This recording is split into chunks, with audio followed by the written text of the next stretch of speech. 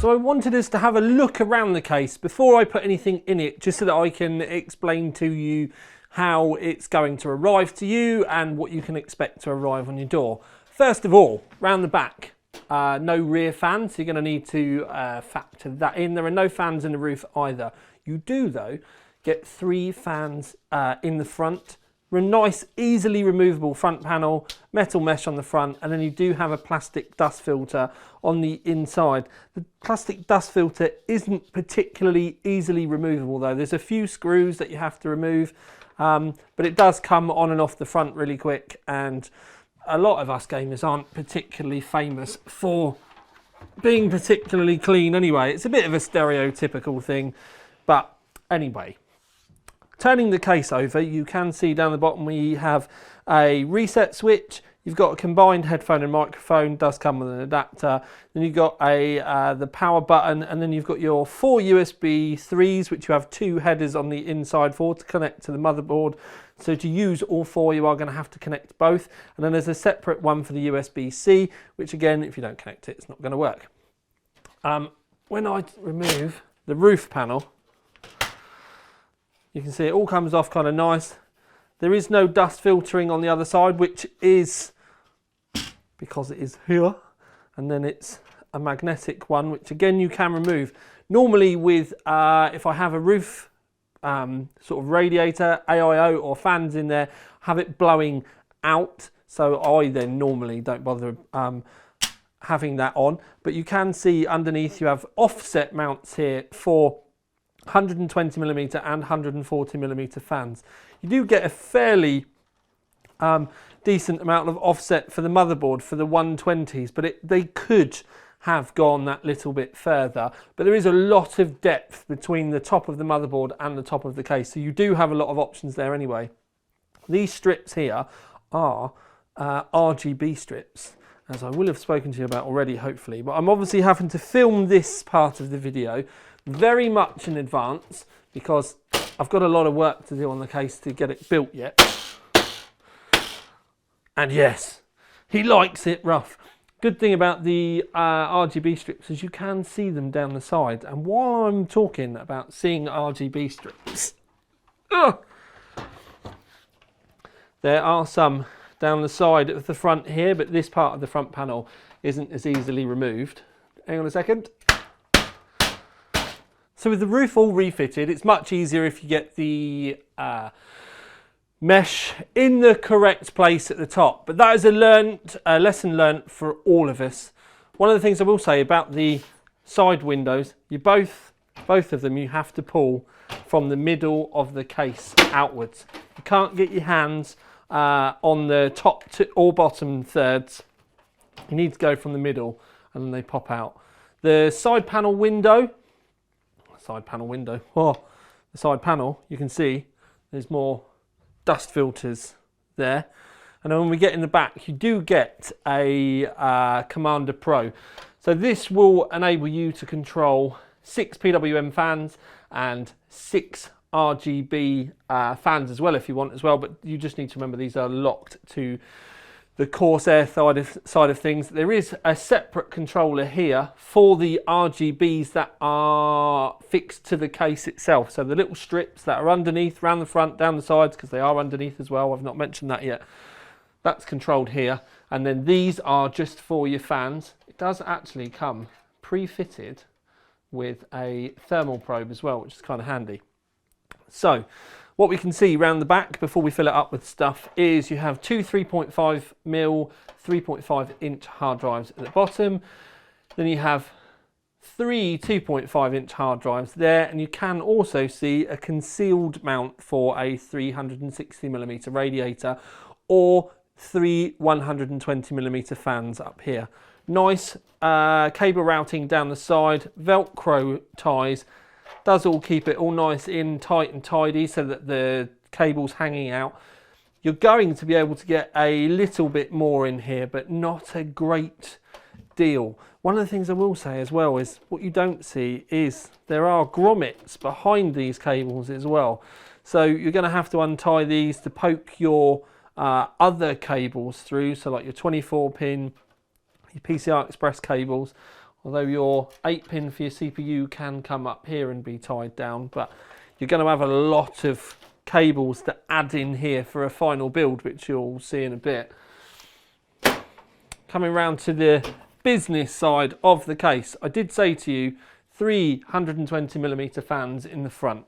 One of the things I want to say, and it's kind of one of the reasons why I did the video like this as well, is you can see those cables that are exposed at the front.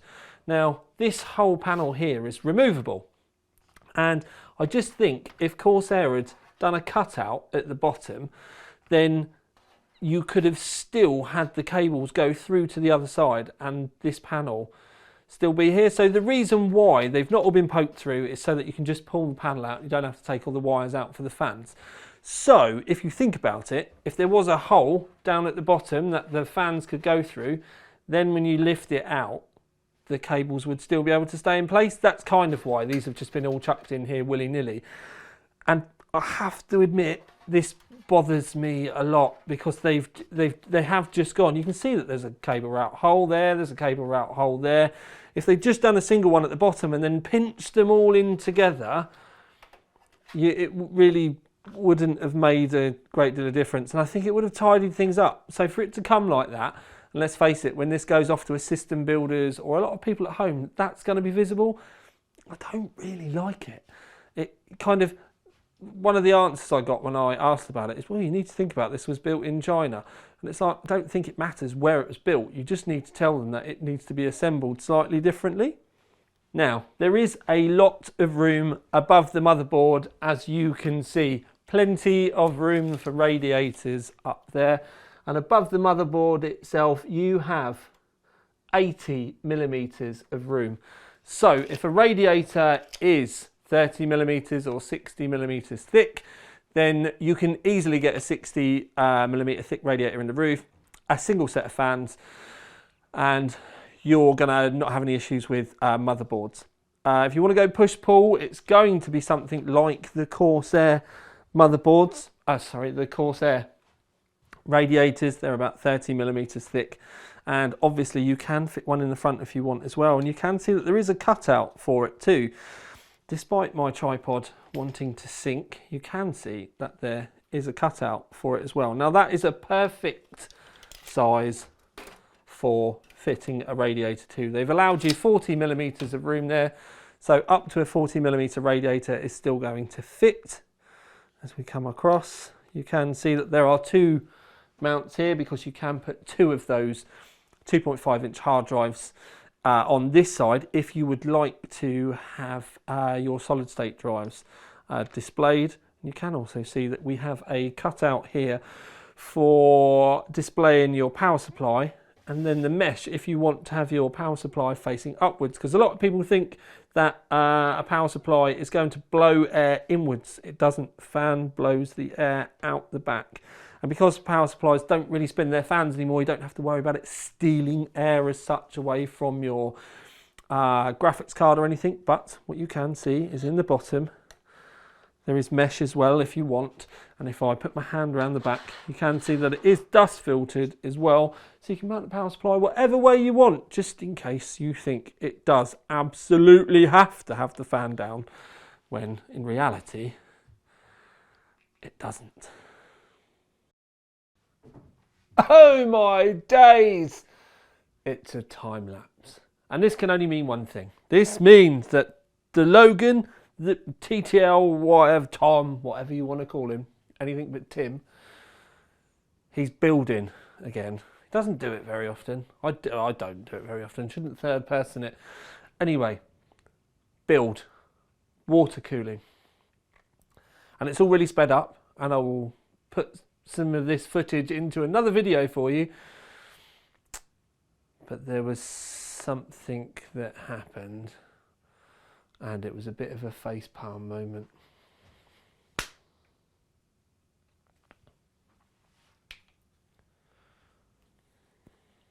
So yes, I have got this far and I'm almost finished. Yes, the cables aren't connected. I will show you it with all the sides and everything buttoned on, but I got this far, and then I wanted to fit the ball valve, which they don't do white ones for whatever reason, and it bothered me. I was going to have to fit it down here, but I had already decided that I was going to try my best to hide it and point it the other way.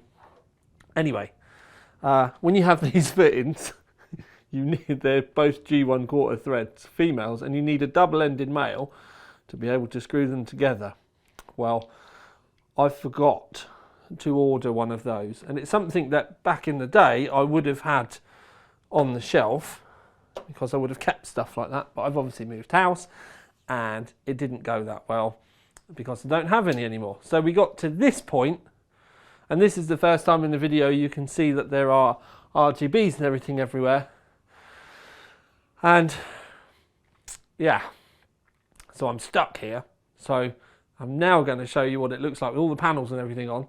And I think we're going to have to make another video when it's finished. Okay, so here she is with all of her clothes on. Now, as you hadn't seen before, but I did hint at it, there are RGB LED strips down the sides, at the bottom, the top, and on the front. But you couldn't really see them until it was powered on. And talking of powered on, we can see the unicorn puke. Now, some of them are white, and that's because it's hanging off of a commander that I have previously used, and the hardware setting had been set. So no, the unicorn puke would not be my choice. Mine would be white. Now, it's obviously unfinished. We're shorting the system out here. There's no power going to anything other than the RGB fans, so like the hub contents in the back. Now, when we bring the front round, you can still see the distro plate because of the lights on the front of it. I'm not sure if I want to take the mesh off though, and that's just because there is a little bit of grey that sits down here, and if I take the mesh off, you're going to see that big grey line. So I'm not entirely sure yet. And also, when we look at it this way around, I'm just going to put, because it will keep moving around otherwise. There we go. Okay, so I'm not too sure about the black, so I might have to do something about this because I've got some extra time now. I need to get some extra bits so that I can fill it and also drain it. But let's just give you a run round of the loop just for anyone that's interested, although I do know now I'm going to have to do a big dedicated video on it. So we've got the distro plate in the front which has the pump in it, and this is an output on the distro pump, on the distro plate. So it comes out of this and goes straight up into the top radiator, which goes around the top radiator, and then at the back over here, it comes out of that top radiator and then into the second radiator, which obviously goes down the side of the case and back up again, comes out of that and goes straight into the CPU block. And then obviously in and around the CPU block, which is also all unicorn pukeyed up. And then after the CPU block, this is either going to be the bit where you think the magic happens, or this is going to be the bit that you hate. It's come out the CPU block, over into the GPU block, down and around, and then I've got this, because I like to try and not seal the hose. It's old school, but it's how I've basically looped this how I would have done with Flexi. And then you can see I've got a 45 into a 90 and then back into the rigid, and then this very long return pipe going back into the distro plate again. Okay, so it has been a long time since you've seen me do anything like this, let alone in a case review. Now, it's got two 360mm radiators in it, and what's effectively a 360mm distro plate in the front. I've also managed to get all of this in there and keep it tidy. I think the fact that the distro plate obviously acts as a reservoir and a pump and kind of like hose distribution area does help keep things that little bit tidier. But I'm hoping this will give you some good inspiration in the sort of thing that you could achieve at home. And if I'm completely honest, it's not even finished and tidied up yet. And the wiring around the back isn't even that bad. It's only this RGB area up here where I've obviously got 12 separate wires for fans and RGB cables all coming into this hub. And in reality, that's the point when you need some sort of like if you were going to make a really tidy, have a glass panel on the back job of it, that would be the point when you want some custom length cables and stuff, just so that you could super duper tidy them up. I probably could find a way to hide them up behind the radiator up here if I spent some more time on it, but in reality I was very short of time, and then I was also very frustrated because I couldn't actually fill it. And I am gutted about this, but it does mean that you're going to get another video if you would like one. So the internet cookies today go for the people that answer the question, would you like to see more on this? Because effectively all you're going to see me is having it on a desk.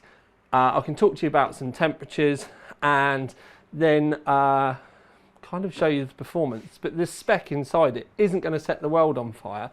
I did it with what I could use, which was readily available in the office and wasn't going to be needed any in the imminent future for reviews, because obviously the products have to get cycled around and I do reuse them a lot, because this wasn't the hardware and this wasn't sent for this.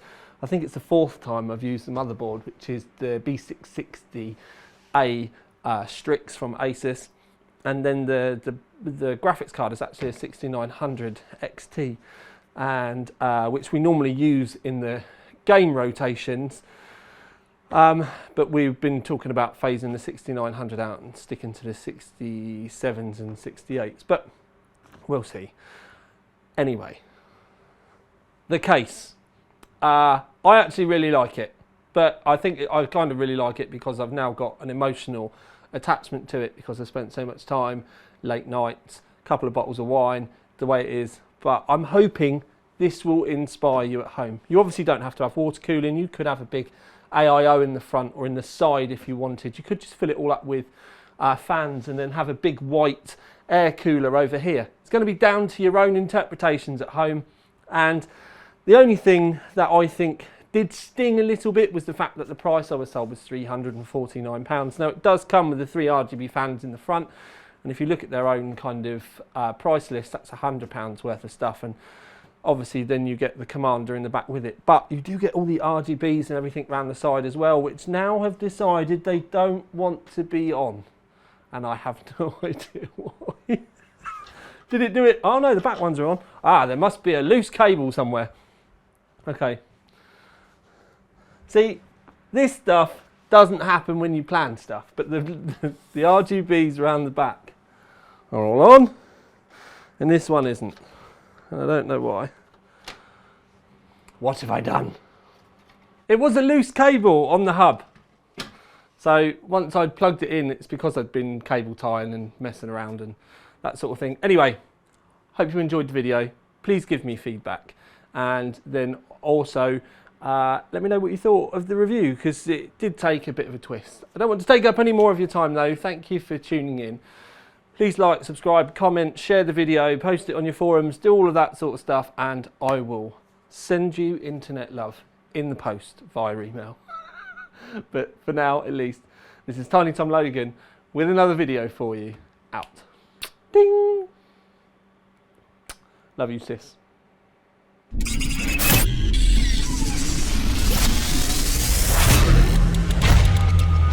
Happened, and it was a bit of a facepalm moment.